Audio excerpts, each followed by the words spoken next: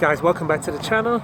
My name's Tristan, and today I finally got a Kia Stinger on the channel for you. It's actually top of the range, so it's a 2018 Kia Stinger GT2. So it's a 3.3 litre twin turbo V6 all-wheel drive. So this is going to be awesome. Stay tuned and let's take a look at this thing. What's good, YouTube? This hood is really light. Giddy up!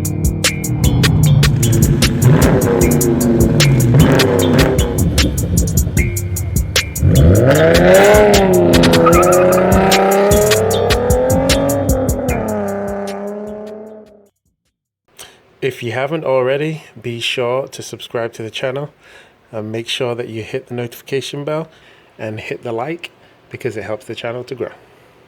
On with the video. So guys, I have been waiting to drive one of these Stingers for the longest time. I've heard nothing but good things about it, and I'll be honest, it does not disappoint. So if you take a look at the front, it has this typical what they call the tiger nose grille, which is a signature feature of any Kia, any modern Kia. And then you also see they hide all of the parking sensors and everything, and the forward facing camera. It's pretty well hidden within that grille. You can't see it unless you get up really close. And then you've also got these really cool looking daytime running lights. So you've got LED lights here, and then you've got the regular halogen bulbs, or could be LED, but they look halogen to me, with a white light. But the style of this is just really cool. And even though these are kind of like fake vents, they actually look pretty stylish. I like them. I think it looks better with the vents than if it did not have them. So I got no complaints. So I keep dropping papers about that. But even when you go down the side of the car, it's just got a really nice design. It actually looks very Audi-esque. Looks like one of the Audi A7s for a fraction of the price. And these wheels are very nice looking. As you can see, it's kind of a two-tone wheel, so it's like a gray aluminium wheel with like a tinge of gunmetal gray or black, depending on who you ask. And you've got these awesome Brembo brakes, so I'll put the specs for the rotors and the brakes on the screen for you. But these are 20-inch wheels. Actually, they're 19, so they're a 225 40 19. So it's actually smaller than I thought it was going to be at the front. But if you take a look at the wheel at the back, I think you get a bit more meat. So let's take a look.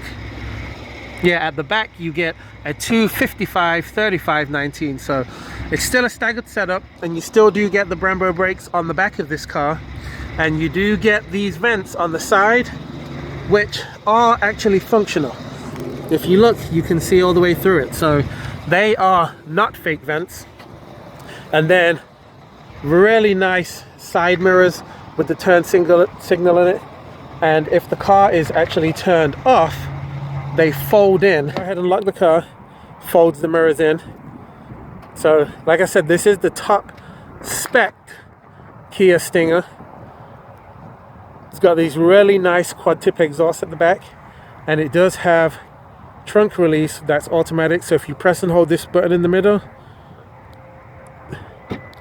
it does pop the trunk open. And because of its design, because it's pretty much like a hatchback, you've got a ton of room in here. A ton of room. I'll put that on the screen. And this particular one comes with the all-weather mats as well as the regular cloth mats. If you go ahead and lift this up, you'll see that it's got a, the jack and everything there. But if you lift the next part up, it actually has a real spare tire under there. Whereas a lot of cars nowadays, they just come with the stupid fixer flat kit. So you press that button again, and it automatically puts the hatch down. These quad tip exhausts at the back, they are real and they look amazing. Only thing I don't really like, let me get out of the sun. I don't like how this reflector has to come all the way around. but I'm assuming that they had to do that because of some kind of safety regulation. This particular car also comes with the blacked out moonroof that opens up, and this being the top spec trim, it's got all of the goodies on it. So it's got really nice looking interior. You've got the red leather as well as the brushed aluminum and the black, and then you've got this Harman Kardon system, and I'm not gonna lie, it sounds amazing. It sounds really good, super clear. You've got these beautiful aluminum pedals with a nice big dead pedal. I hate it when they don't have that. Nice center console, and the steering wheel is a piece of heaven. Flat bottom. If we get in the car and turn it on, you'll actually see that you've got these analog gauges. The steering wheel is automatic telescopic and up and down and telescopic, you know what I mean. You've got the seat memory functions, this nice little camera here that pops up when you put the car into reverse. So see that? So it gives you part of the screen, giving you the back, and then it gives you the 360 look around. This is the gear shifter, which is pretty nice, and you've got a decent sized glove compartment. All the safety features, active cruise control, lane keep assist. Like I said, the stereo is really awesome, and it's very Audi looking on the inside. I do wish that this was frameless, but the roof is amazing. 2 presses, opens that bad boy up, and you've got a really nice storage in the back or in the glove compartment. And I also have sat in the back behind myself, and this car has got ample legroom. Let's take a look under the hood and then take this thing for a spin. So under the hood we have got a beast of an engine.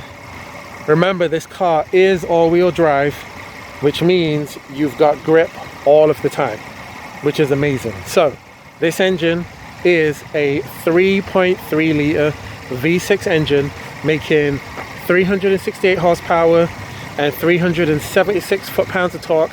The car weighs about 4,000 pounds, but because of its all-wheel drive, it does do 0 to 60 in about 4.7 seconds. It does the quarter mile in around 12.7 to 12.9 seconds. Fuel economy is excellent, 18 in the city, 25 on the highway, so you can't really complain about that for a car that makes this much power. And all the other specs I'll put on the screen for you. But without further ado, let's go ahead and take this thing for a spin, and I'll give you my impressions of it.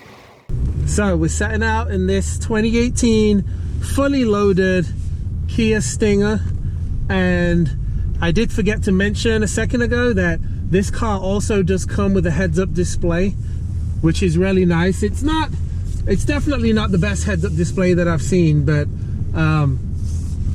you know, any heads-up display is better than not having one at all. So I definitely appreciate that. But yeah, this car, I've been driving it for about half an hour. It drives so nice, guys, really nice. And when you want to put the power down, woo, it goes with literally no wheel spin. I mean, it puts the power down. Now, is it as fast as, say, like a Mustang GT? Off the line, it definitely is. Now, when you're at the higher speeds, the Mustang GT, the Camaro, all of that stuff will basically smoke this car. But initially, if you're racing 0 to 60, even though it says the Mustang's 0 to 60 is 3.9, you have to be able to get traction in order to get that 0 to 60 time. And most of the time, you cannot get that great a traction. So I am thinking that this probably is faster than the Mustang 0 to 60 overall. I'm comparing this to the Audi A6, which I know is much slower, but it's an Audi, and the Audi and this is always being compared. If I compare this to the Audi, I would take this over the Audi hands down. not only because of the price, but also because of how it drives, the materials, the fit and finish. Okay, I'm at a dead standstill. Let's do it off a good the jump, 0 to 60. 1, 2, 3, let's go. Woo! Okay, it definitely puts you back in the seat. Definitely puts you back in the seat. And there's zero wheel spin. I do mean zero. I mean, this car grips like crazy. Now this car is used, it's fully loaded, and they are selling it for $46,000, but it only has 20,000 miles on it. So that is a pretty good price, considering that because of the chip shortage, car prices are being marked up to about 37 to 40% over their original value. So if you put that into perspective, this car is an amazing bang for your buck, and it's got decent torque. And I do want to say, there's guys online, because this is a twin turbo, that have turboed these cars and make well over 400 horsepower. And if you kind of think about that, that means that this car could race with some pretty quick vehicles. I'm sure it wouldn't really be that much to get this car a tune and some other little bits and bobs to make it quicker. So, but I really like this. This is one of my favorite sedans right now, or hatchback, whatever you want to call it. I like the Charger. I like this. The seats, they are bucket seats, but they're very slidey. So if you was doing a track day, it probably wouldn't hold you in place that well. But they're comfortable. They are not as comfortable as the seats in the Charger. They are not as comfortable in this as the seats in the Chevy Impalas. Sorry, I was having a brain fart. But they are just as comfortable as the Audi A6's seats that I test drove. So I'm gonna go ahead, put my Lawson score up on the screen.